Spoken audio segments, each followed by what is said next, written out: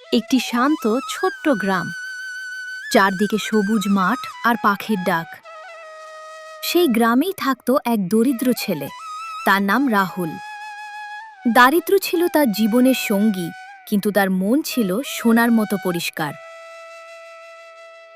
মা, আমাদের অবস্থা তো দিন দিন খারাপ হচ্ছে। আমি কি শহরে গিয়ে কাজ খুঁজে আসব?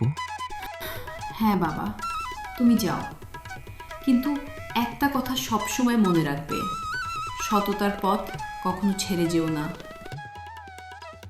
আমি প্রতিশ্রুতি দিচ্ছি মা, আমি সব সময় সত্যের পথেই চলব। পরের দিন ভোরে রাহুল শহরের উদ্দেশ্যে রওনা দিল। অনেক খোঁজাখুঁজির পর সে একটি ছোট দোকানে কাজ পেল। এই দোকানে কাজ করতে হলে একটা জিনিস খুব জরুরি, সততা।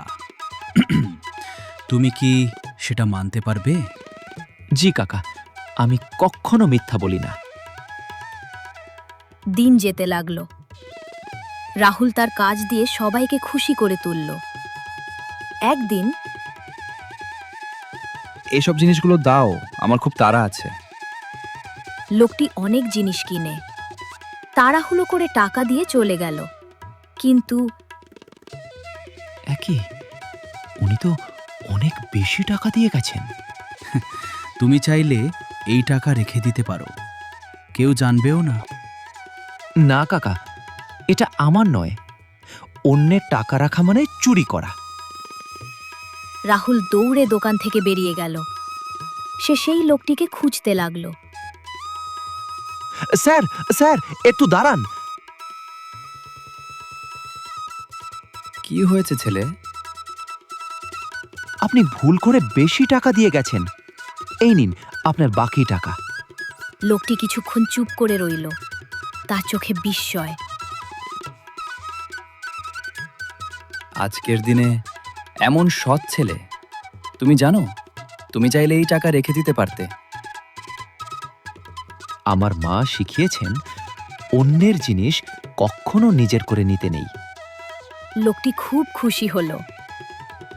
আমি একটি বড় কোম্পানির মালিক, তোমার মতো সৎ ছেলেকে আমার দরকার।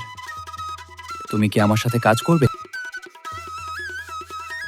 অবশ্যই স্যার, এটা আমার জন্য অনেক বড় সুযোগ। সেই দিন থেকেই রাহুলের জীবনের নতুন অধ্যায় শুরু হলো। তার সততা তাকে এনে দিল সম্মান, সাফল্য আর সুখ। মা, তোমার শেখানো পথেই আমি আজ সফল।